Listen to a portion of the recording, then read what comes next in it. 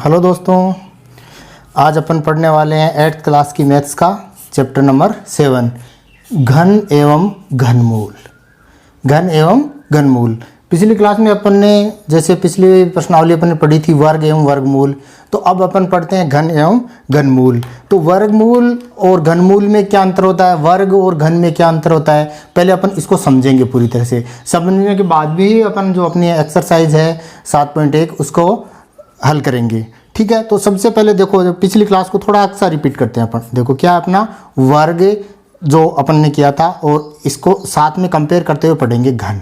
ठीक है, अब यहाँ पर अपन पढ़ेंगे वर्गमूल पहले, जो पिछली क्लास का रिपीट करेंगे, और उसके बाद में पढ़ेंगे घनमूल।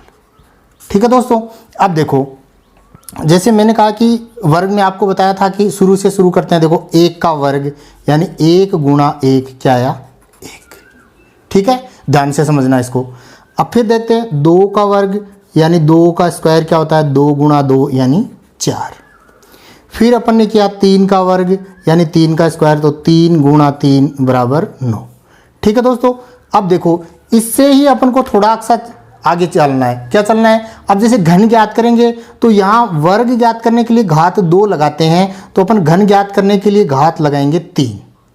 यानी अपन को 1 को लिखना है 3 बार गुणा में, ये अपना क्या हो जाएगा, घन हो जाएगा। वर्ग में कितना लिखते हैं 2 बार और घन में कितना लिखते हैं 3 बार। तो इतना सा फर्क है इसके अंदर घात 2 लगती है यानी स्क्वायर कहते हैं। अब इसको क्या घात 3 यानी क्यूब कहते हैं। ठीक है, तो 1 को 1 से गुणा किया 1 और फिर 1 से गुणा किया कितना आया 1।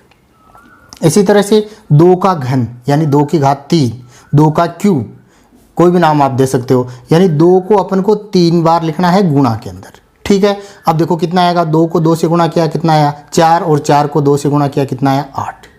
तो ये आ गया 2 का घन कितना आया 8, 1 का घन कितना आया 1। इसी तरह से अपन क्या करेंगे 3 का घन ज्ञात करेंगे यानी 3 की घात 3, तो 3 को अपन क्या करेंगे 3 बार लिखेंगे गुणा में। तो कितना आया देखो, 3 को 3 से गुणा किया कितना आया 9 और 9 को 3 से गुणा किया कितना आया 27। ठीक है, इसी तरह से आगे देखो 4 का घन यानी 4 को आपको गुणा में लिखना है 3 बार, तो कितना आया 4 को 4 से गुणा किया 16 और 16 को 4 से गुणा किया 64, 64। इसी तरह से 5 का घन अपन ज्ञात कर सकते हैं। 5 को अपन गुणा में लिखेंगे कितनी बार, 3 बार, तो कितना आएगा 5 को 5 से गुणा किया 25 और 25 को 5 से गुणा किया 125। इसी तरह से अपन 6 का घन ज्ञात कर सकते हैं। 6 का घन क्या आएगा, 6 को लिखेंगे 3 बार गुणा के अंदर, तो 6 को 6 से गुणा किया तो कितना आया 36 और 36 को 6 से गुणा किया तो कितना आया 216। ठीक है दोस्तों, इसी तरह से अपन 10 तक इसको कर लेते हैं। 3 का घन यानी 3 का क्यूब क्या आएगा, 3 को अपन 7 बार लिखेंगे गुणा में, तो 7 को 7 से गुणा किया तो कितना आया 49 और 49 को 7 से गुणा किया तो कितना आया 343। ठीक है, अब इसी तरह से 8 का कर लो। 8 को 3 बार लिखते हैं गुणा के अंदर, तो कितना आएगा 8 को 8 से गुणा किया 64 और 64 को अपन 8 से गुणा करेंगे तो कितना आएगा 512। अगर आपको डायरेक्ट याद नहीं है तो आप भी इसको 64 को 8 से गुणा कर दो तो ये आ जाएगा। अब देखो 9 का वर्ग, 9 का घन, 9 को अपन क्या करेंगे 3 बार लिखेंगे गुणा में। 9 को 9 से गुणा किया तो कितना आया 81 और 81 को 9 से गुणा किया तो 729। इसी तरह से अपन आगे कर लेते हैं लास्ट 10 का, क्योंकि अपन एक्चुअली 10 तक करते हैं तो 10 तक अपने को याद रह जाता है, तो फिर आगे अपन को क्या करते हैं सॉल्यूशन करने में बहुत ज़्यादा आसानी रहती है, बार बार अपन को कैलकुलेशन नहीं करनी पड़ती है। 10 को 10 से गुणा किया कितना आया 100 और 100 को 10 से गुणा किया कितना आया 1000। ठीक है दोस्तों, तो ये अपन को आपके समझ में आ गया होगा कि वर्ग और वर्गमूल में क्या, वो जो वर्ग और घन में क्या अंतर होता है। ठीक है, इसी तरह से वर्गमूल। अब देखो अपन वर्गमूल लेते हैं, तो वर्गमूल करते हैं तो देखो कैसे करते हैं। जैसे मैं इसमें से लेता हूँ, जैसे आपके अपन लेते हैं 9 का 81 का वर्गमूल, 81 का वर्गमूल, ये वर्गमूल का साइन आ गया। ठीक है, तो 81 का वर्गमूल कैसे होता है, अपन क्या करते हैं 81 का अभाज्य गुणनखंड करते हैं। ठीक है, पहले अपन अभाज्य गुणनखंड विधि द्वारा वर्गमूल ज्ञात करना सीखा था, फिर अपन ने भाग विधि द्वारा सीखा था। तो इसमें अभाज्य गुणनखंड ही आपको करना है, क्योंकि घनमूल अपन अभाज्य गुणनखंड से ही कर पाएंगे। ठीक है, तो अब देखो इसके अंदर 2 का भाग नहीं जाएगा क्योंकि लास्ट में एक विषम संख्या है। 3 का 8 1 कितना हो जाता है 9, 9 में 3 का जाता है तो इसमें भी 3 का भाग जाएगा।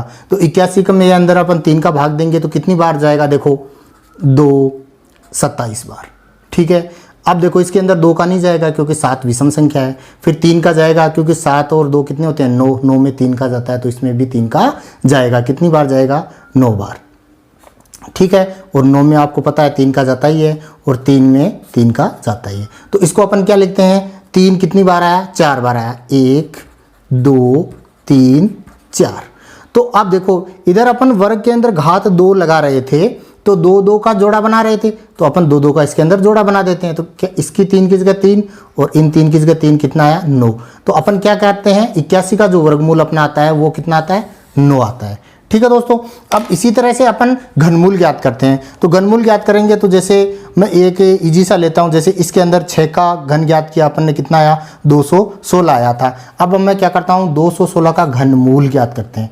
अब देखो वर्गमूल का साइन था ये, अब घनमूल का साइन अपन डायरेक्ट ये लिखेंगे तो फिर तो कंफ्यूज हो जाएगा, वर्गमूल और घनमूल में कोई अंतर ही नहीं रहेगा। तो अपन यहाँ लगा देते हैं 3, यानी ये घनमूल अपन ज्ञात करते हैं। तो ये वर्गमूल का निशान लगा के यहाँ 3 लिखेंगे। तो 216 का जो अपना घनमूल है वो क्या आएगा दोस्तों, इसको ज्ञात करने के लिए अपन को वो ही विधि करनी है, अभाज्य गुणनखंड करना है, किसका, 216 का। लास्ट में कितना है, 6, तो सम संख्या है, 2 का भाग जाएगा। तो कितनी बार जाएगा, देखो 108 बार। ठीक है, आप भाग देके देख सकते हैं। अब लास्ट में 8 है तो फिर अपने 2 का जाएगा, तो कितनी बार जाएगा, 54, 54 बार। ठीक है, फिर लास्ट में 4 है तो फिर 2 का जाएगा, कितनी बार जाएगा, 27 बार। ठीक है, तो अब देखो अब 27 है तो 27 में 2 का जाएगा क्या, नहीं जाएगा। क्यों, क्योंकि लास्ट के अंदर 7 है और 7 में तो 2 का जाता ही नहीं है क्योंकि विषम संख्या है। तो अपन क्या करेंगे, 7 और 2 का योग करके देखेंगे, 9, 9 में 3 का जा रहा है तो इसमें जाएगा, कितनी बार जाएगा, 3 बार जाएगा। ठीक है, 9 बार जाएगा, सॉरी। अब 9 में 3 का कितनी बार जाता है, 3 बार, और 3 में 3 का जाता है 1 बार। अब देखो इतना इसका अभाज्य गुणनखंड कर लिया जो अपन वर्गमूल में भी करते हैं। अब वही अपन लिखते हैं, 2 कितनी बार आया, 3 बार, 1, 2, 3। 3 कितनी बार आया, 3 बार, 1, 2, 3। अब देखो अपन वर्गमूल के अंदर घात लगा रहे थे 2, तो 2 2 का जोड़ा बना रहे थे। अब अपन घन के अंदर घात कितनी लगा रहे हैं, 3 लगा रहे हैं, तो अपन यहाँ भी 3 3 का जोड़ा बनाएंगे।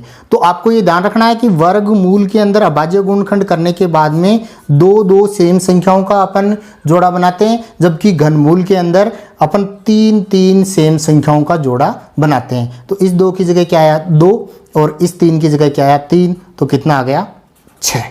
तो अपने 216 का घनमूल आया अपने पास से 6 आया।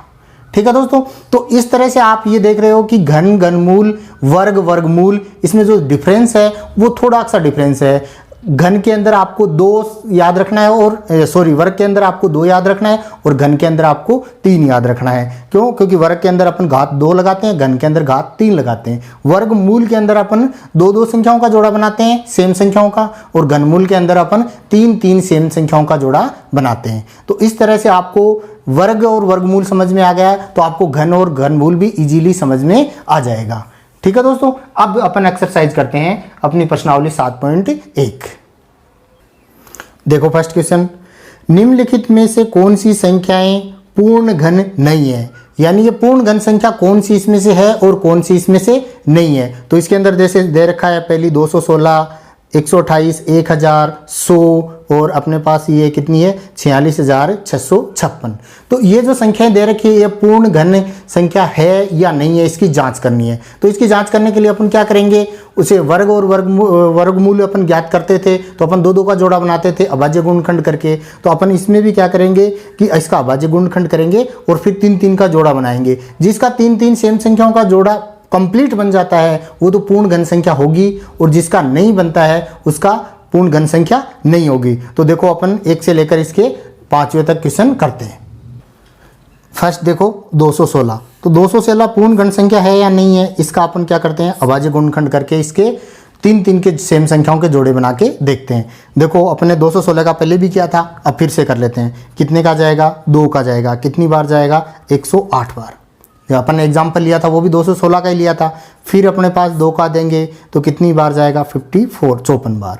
फिर लास्ट में सम संख्या है तो 2 का देंगे, कितनी बार जाएगा, 27 बार। और फिर 27 में 2 का नहीं जाएगा, 3 का जाएगा 9 बार, और इसमें 9 में 3 का 3 बार, और 3 में 3 का 1 बार। ठीक है दोस्तों, ये अपन ने अभाज्य गुणनखंड कर दिया है। ठीक है, अब अपन क्या करते हैं, इसके जोड़े बनाते हैं। जोड़े बना के 2 कितनी बार है, 3 बार, और 3 भी कितनी है, 3 बार। तो ये देखो सेम बन गया। ठीक है, तो इसका त्रिक बन गया है, त्रिक बन गया है, तो इसके अंदर सेम संख्याओं का त्रिक बनने से ये पूर्ण घन संख्या है। तो अपन कह देंगे सभी त्रिक पूर्ण हैं, अतः 216 पूर्ण घन संख्या है।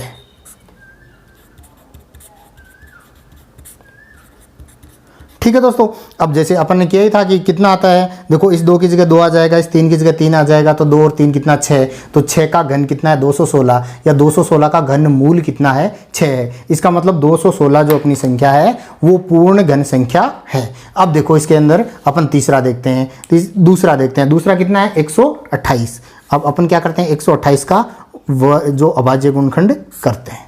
ठीक है, लास्ट के अंदर 8 है तो 2 का जाएगा, कितनी बार जाएगा, 64 बार। ठीक है, लास्ट में 4 है तो फिर 2 का भाग जाएगा, कितनी बार जाएगा, 32 बार। लास्ट में 2 है तो फिर 2 का भाग जाएगा, कितनी बार, 16 बार। और फिर लास्ट में 6 सम है तो फिर 2 का भाग 8 बार, और फिर 8 के अंदर 2 का भाग कितनी बार, 4 बार। 4 के अंदर 2 का 2 बार, और 2 के अंदर 2 का 1 बार। ठीक है, इसलिए आप अभाज्य गुणनखंड पिछली वाली क्लास में अपन लगातार प्रश्नावली के अंदर कर रहे हैं, तो आपकी ये तो पहले समझ में आ ही गया होगा। अगर नहीं आ रहा तो आप इसको ध्यान से समझ ले, हो जाएगा। अब देखो 2 कितनी बार आया, 1 2 3 4 5 6 7। 1 2 3 4 5 6 7। अब अपन घनमूल ज्ञात करने के लिए 3 3 का बनाते हैं। देखो अब ये 7 थे तो 3 का 1 बन गया, 3 का 1 बन गया, अब 2 शेष रह गया। मतलब त्रिक कंप्लीट नहीं है। त्रिक कंप्लीट नहीं है इसका मतलब ये जो अपना 128 है ये एक पूर्ण घन संख्या नहीं है। तो अपन इसका क्या लिखेंगे, त्रिक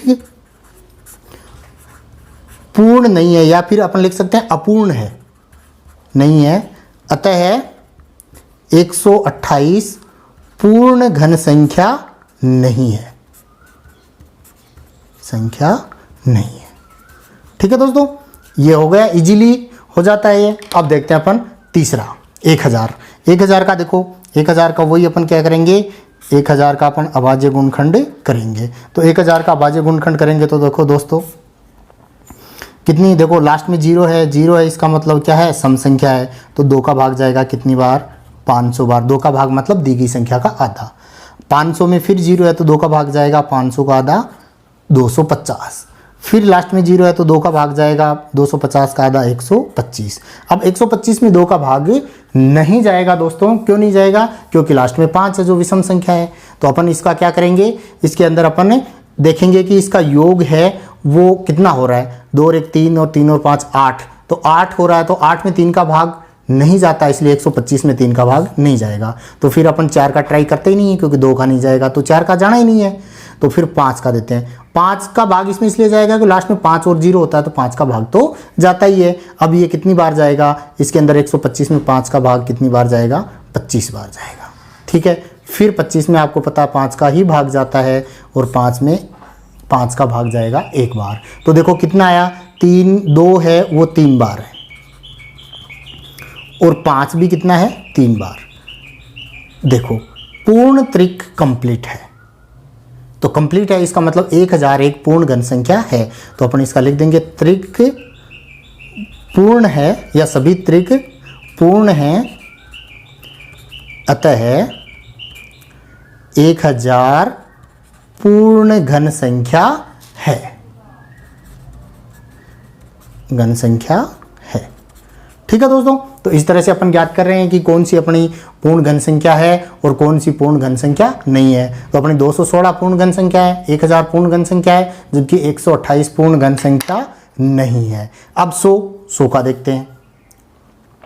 चौथा 100 सम संख्या है, 2 का भाग जाएगा कितनी बार, 50 बार। 50 सम संख्या है, 2 का भाग जाएगा कितनी बार, 25 बार। 25 विषम संख्या है, तो इसमें आपको पता ही है सिर्फ 5 का भाग जाता है। कितनी बार जाता है, 5 बार, और 5 में 1। तो अब देखो 2 गुणा 2 2 बार, और 5 2 बार।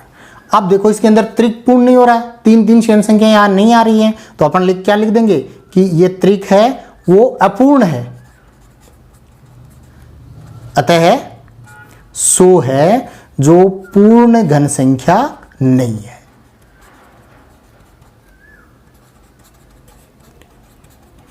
ठीक है दोस्तों, तो इसके अंदर अपने 128 पूर्ण घन संख्या नहीं है, 100 भी पूर्ण घन संख्या नहीं है। अब देखते हैं अपन नेक्स्ट वाला जो अपनी सबसे बड़ी संख्या इसमें दे रखी है उसको करते हैं। देखो 46,656, इसके अंदर किसका भाग जाएगा, लास्ट में 6 है, सम संख्या है, इसलिए 2 का भाग जाएगा। कितनी बार जाएगा, देखो दोस्तों 2 3 3 2 8, 23,328 बार। ठीक है, अगर ये आपको डायरेक्ट नहीं आ रहा है तो आप अलग से आप क्या कि रफ के अंदर इसको भाग देके देख सकते हो। अब देखो लास्ट में 8 है, सम संख्या है, तो 2 का भाग फिर से जाना है, कितनी बार जाएगा, 1 1 6 6 4, 11,664 बार। लास्ट में फिर संख्या सम संख्या, तो कितना 2 का जाएगा, कितनी बार जाएगा, 5 8 3 2। फिर लास्ट में 2 सम संख्या है, तो 2 का भाग जाना ही है, कितनी बार जाएगा दोस्तों, देखो 2 का भाग जाएगा इसके अंदर 2 1 9 1 6।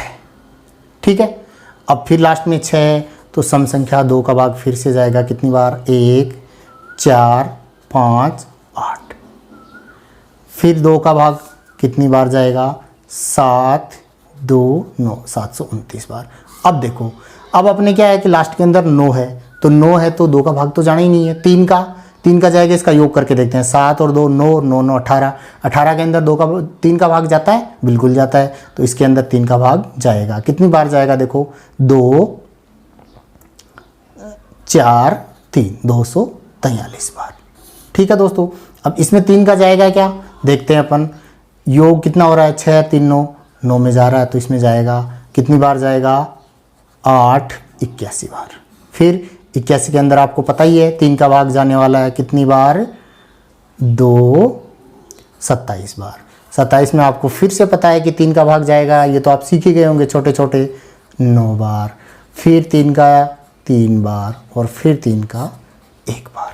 ठीक है दोस्तों, तो अब देखो, अब अपने पास इसके अंदर की देखो कितना आया, 2 कितनी बार आया है, 2 है, 1 2 3 4 5 6 बार, और 3 कितनी है, 1 2 3 4 5 6 बार। तो मैं इसको यहाँ लिखूँ, देखो 1 2 3 4 5 6। ठीक है, 3 कितनी बार आया, 6 बार, 1 2, यहाँ लिख देता हूँ, 3 4 5 6, ये हो गया। अब देखो जोड़े बनाते हैं, 3 का, ये 2 और ये 1, 3 का, यानी इसका त्रिक पूर्ण है। तो अपन लिखेंगे कि त्रिक, सभी त्रिक पूर्ण हैं,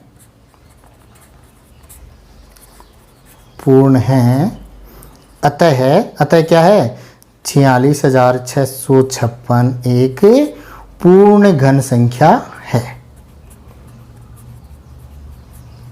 ठीक है दोस्तों, तो इस तरह से अपन ने जो पहला क्वेश्चन है उसको इजीली कर लिया है, और इसी तरह से आप घनमूल निकालना भी समझ गए होंगे। अब देखते हैं नेक्स्ट क्वेश्चन। नेक्स्ट क्वेश्चन है अपना, वह सबसे छोटी संख्या ज्ञात कीजिए जिससे निम्नलिखित संख्याओं को गुणा करने पर पूर्ण घन संख्या प्राप्त हो।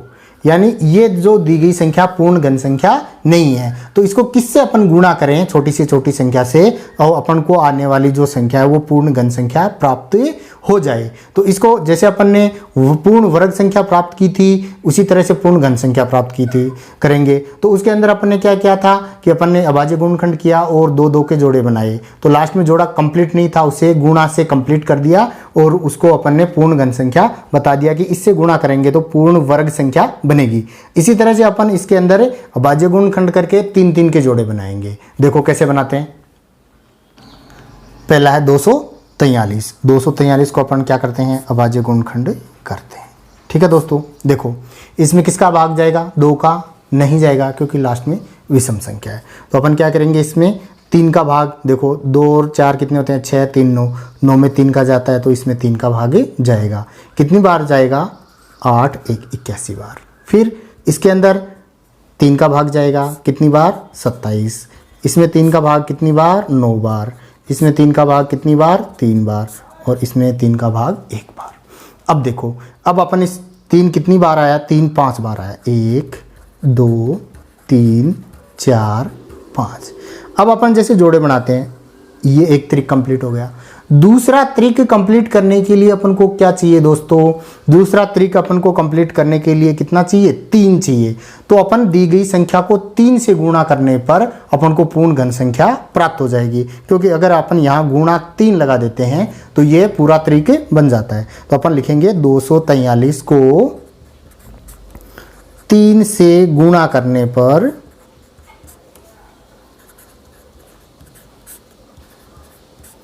पूर्ण घन संख्या प्राप्त होगी। पूर्ण घन संख्या प्राप्त होगी। ठीक है दोस्तों, इसी तरह से देखो सेकंड वाला क्वेश्चन। सेकंड क्वेश्चन क्या है? सेकंड क्वेश्चन है अपना 256।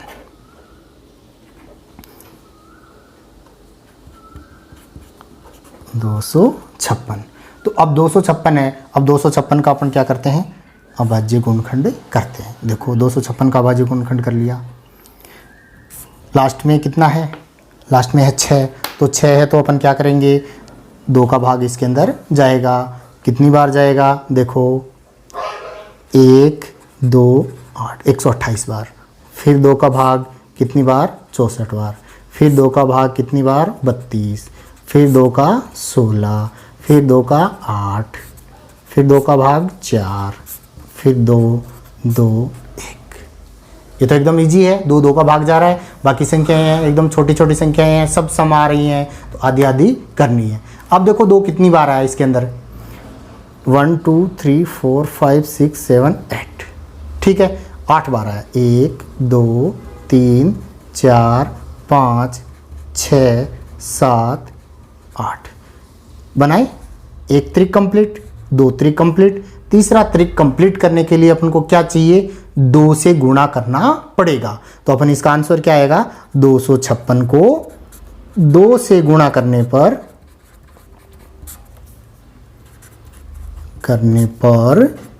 पूर्ण घन संख्या प्राप्त होगी।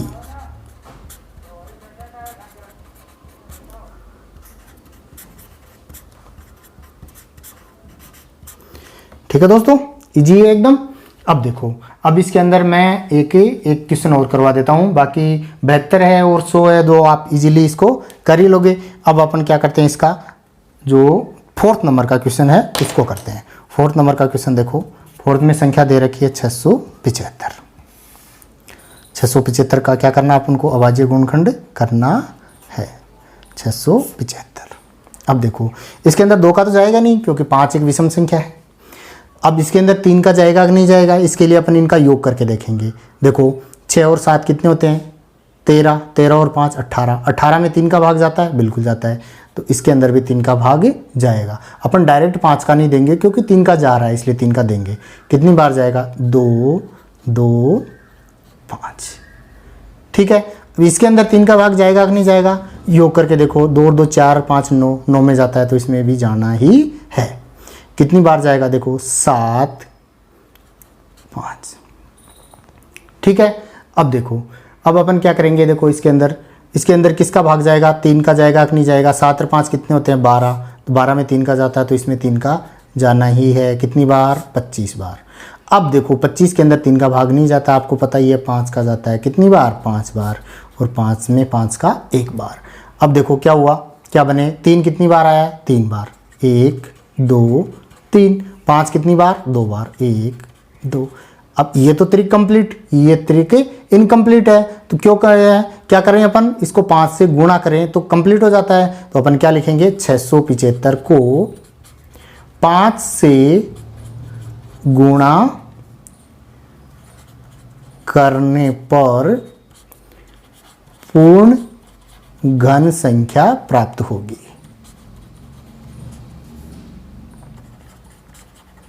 प्राप्त होगी। ठीक है दोस्तों, आ गया समझ में? इसी तरह से आप इसका जो तीसरा है 72 और पांचवा है 100, ये छोटी संख्या है, बिल्कुल इजीली आप इसको कर सकते हो, खुद इसको प्रैक्टिस करके देखें। अब देखते हैं नेक्स्ट क्वेश्चन। थर्ड क्वेश्चन, वह छोटी से छोटी संख्या ज्ञात कीजिए जिससे निम्नलिखित संख्याओं को भाग देने पर भागफल एक पूर्ण घन संख्या प्राप्त हो जाए। तो कहने का मतलब ये जो संख्याएं दे रखी हैं इसका अपन को क्या करना है, अभाज्य गुणनखंड करके देखना है, त्रिक बनाना है। त्रिक बनाने के बाद में अपने पास एक जो त्रिक आएगा वो इनकम्प्लीट रहेगा, तो अपन किसी से गुणा करते हैं, जैसे ऊपर वाले क्वेश्चन में अपन ने गुणा करके उस त्रिक को कंप्लीट किया, या फिर दूसरा उपाय क्या हो सकता है, उसको हटा दें मतलब उसका भाग दे दें, तो वो हट जाएंगी, तो पीछे वाली जो संख्या बचेगी वो पूर्ण घन संख्या प्राप्त हो जाएगी। तो पिछले वाले से थोड़ा सा अपोजिट है, उसको त्रिक को कंप्लीट करना था, इसको जो त्रिक इनकम्प्लीट है उसको हटा देना है। ठीक है, अब हटाएंगे तो देखो कैसे हटाएंगे, अपन क्वेश्चन करते हैं। पहला देखो, पहला है अपना पास 81 81, सेम इसी तरह से करना है। देखो 81 में आपको पता है 3 का जाता है, काफ़ी बार कर लिया अपन ने, 2 का तो जाएगा ही नहीं, कितनी बार जाएगा, 2 6 7 27 बार। ठीक है, 27 में फिर आपको पता है किसका जाएगा, 3 का 9 बार, फिर 3 का 3 1। ठीक है, अब देखो, अब इसमें और इसमें सेम लिखना है, 3 कितनी बार आया, 4 बार आया, मैंने लिख दिया 4 बार। अब देखो, अब त्रिक बनाया, यहाँ से चेंज करना है, त्रिक बनाया तो अब त्रिक बनाया तो ये 3 एक्स्ट्रा रह गया, तो अपन को ये पूछ रहा किसका भाग देना है। अगर गुणा करना होता तो अपन 2 बार 3 से गुणा करते, यानी 3 गुणा 3 और लगाते, 9 से गुणा करते, लेकिन अब ये कह रहा है भाग देना है, तो मैं इसको हटा दूं, हटाने का मतलब बट्टे में अपन भाग लगा दें तो ये 3 हट जाएगा। तो अपन क्या करेंगे, अगर इस 3 को हटा दें तो भी पूर्ण घन संख्या प्राप्त हो सकती है। तो अपन क्या करेंगे, ये 3 जो एक्स्ट्रा आ रहा है इसको हटाएंगे, तो मैं क्या लिखूंगा, 81 में 3 का भाग देने पर पूर्ण घन संख्या प्राप्त होगी।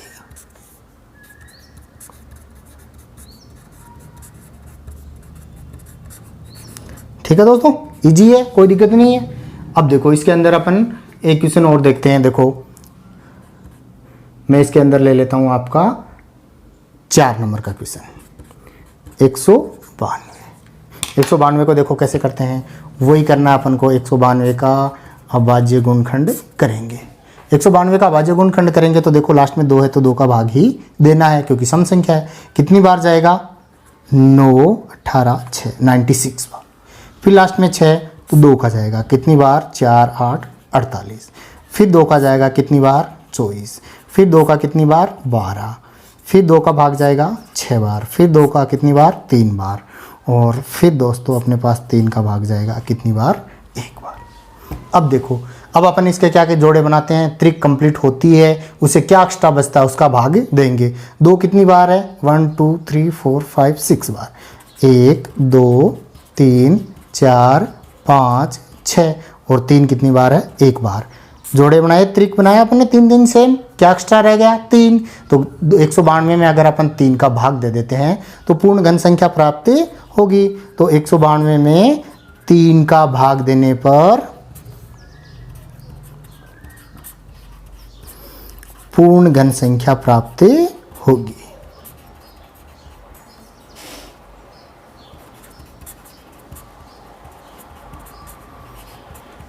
ठीक है दोस्तों, इजी है, पहले वाले सवाल है उससे थोड़ा सा डिफरेंट करना है। तो अब देखो 5th नंबर का एक क्वेश्चन और करा देता हूँ, 704।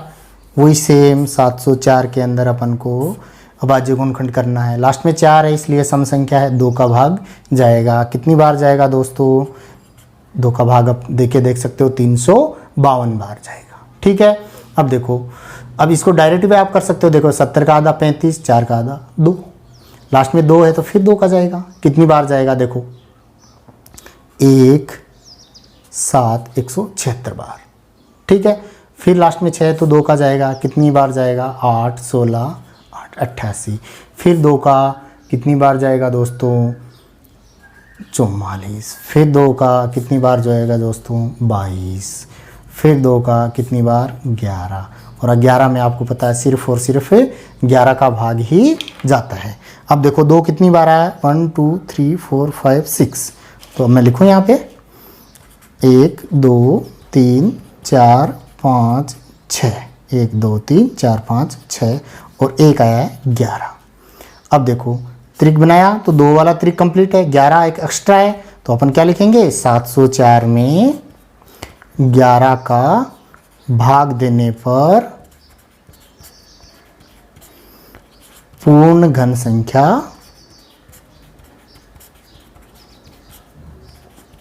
प्राप्त होगी। ठीक है दोस्तों, तो अब बाकी इसके अंदर जैसे 128 135 है जिसको आप इजीली कर सकते हो। अब देखते हैं इस एक्सरसाइज का last question, question number 4। Parikshit plasticine का एक घनाभ बनाता है, यानी कोई भी एक जो प्लास्टिक है उसका घनाभ बना रहा है, जिसकी भुजाएं हैं वो एक भुजा है 5, दूसरी है 2, तीसरी है 5 सेंटीमीटर। तो घनाभ क्या करती है आप जानते होंगे, जैसे माचिस की डिब्बी आती है वो घनाभ आकृति की होती है। घनाभ घन और घनाभ में क्या अंतर होता है दोस्तों, जैसे आपको डायरेक्ट देखना है कि जो अपनी जो माचिस की डिब्बी है या जो अपन मकान बनाते हैं तो जो ईंट आती है ये घनाभ है, इसकी लंबाई चौड़ाई ऊंचाई अलग अलग होती है। ठीक है दोस्तों, और अपना घन होता है वो क्या होता है, घन होता है अपना जैसे आपने सांप सीढ़ी खोली होगी उसका जो पासा होता है वो अपने घन आएगा, जिसकी लंबाई चौड़ाई और ऊंचाई तीनों बराबर होगी। तो ये एक कोई प्लास्टिक का घनाभ बना रहा है जिसकी लंबाई 5 चौड़ाई 2 ऊंचाई 5, आप लंबाई चौड़ाई ऊंचाई इसमें किसी को भी ले सकते हैं। तो ये 5 2 5 यानी तीनों बराबर नहीं है, इसका मतलब घनाभ है। तो इसे घन बनाने के लिए ऐसे कितने घनाभों की आवश्यकता होगी। तो देखने में सवाल बहुत टफ लग रहा है, लेकिन देखो मैं इसको बहुत इजी तरीके से आपको समझाने वाला हूं। देखो घनाभ का क्षेत्रफल, घनाभ का क्षेत्रफल क्या होता है दोस्तों, लंबाई चौड़ाई ऊंचाई को गुणा कर देते हैं तो अपने पास क्या आती है, जैसे मैं लिख दूं लंबाई गुणा चौड़ाई गुणा ऊंचाई। ठीक है, तो लंबाई कितनी है 5, चौड़ाई कितनी है 2, ऊंचाई कितनी है 5। ठीक है, अब देखो अब इसको घन बनाने के लिए अपन को इसमें कितना क्या और जोड़ना, किससे वो गुणा करना होगा। देखो अब मैं लिखूंगा यहाँ घन बनाने हेतु पूर्ण त्रिक के लिए, इसका त्रिक बना दे। घन के अंदर क्या होता है त्रिक बनता है, 3 संख्या समान आती है। त्रिक के लिए निम्न संख्याओं से गुणा करना होगा।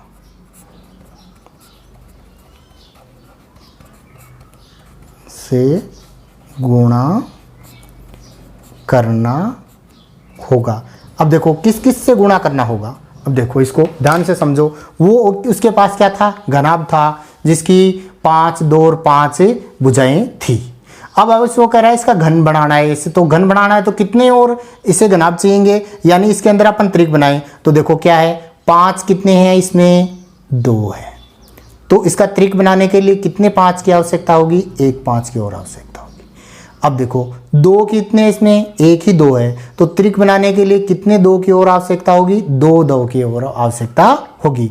अब देखो तो अब देखो 5 5 5, इससे अगर तीनों 5 मिल जाते हैं त्रिक बन गया। 2 2 2 तीनों 2 मिलते हैं तो त्रिक बन गया। त्रिक बनते ही तो अपना क्या है कि घन बन जाएगा, तो अपन को घन ही बनाना है। तो अपन को कितना और चाहिए 5 गुणा 2 गुणा 2, तो इसको गुणा करते हैं तो कितना आता है, 5 को 2 से गुणा किया 10, 10 को 2 से गुणा किया कितना आया 20। ठीक है, तो अब अपन को 20 इसका आंसर आएगा, 20 और आवश्यकता होगी, जिसे अगर 20 ऐसे अपन घनाभ मिला लेंगे तो अपने एक घन बन जाएगा। तो अपन लिखेंगे अतः 20 घनाभ मिलाने पर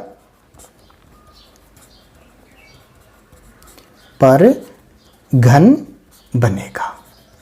ठीक है दोस्तों, ये आ गया होगा समझ में, क्योंकि अपन को क्या करना है त्रिक कंप्लीट करनी है, और त्रिक कंप्लीट करने के लिए किन की आवश्यकता होगी वो लिखेंगे, और उनका गुणा करके जो आंसर आएगा उस आंसर को अपन इसका आंसर बना देंगे। ठीक है दोस्तों, ये आपकी एक्सरसाइज 7.1 कंप्लीट हो गई है। आगे वाली क्लास के अंदर अपन इसकी एक्सरसाइज 7.2 को हल करेंगे। अगर चैनल को सब्सक्राइब नहीं किया दोस्तों तो अभी सब्सक्राइब कर लें, ताकि आने वाले वीडियो की नोटिफिकेशन आपको जल्द से जल्द मिल जाए और सबसे पहले आप इससे जो आने वाला वीडियो है उसको देख पाएंगे। धन्यवाद।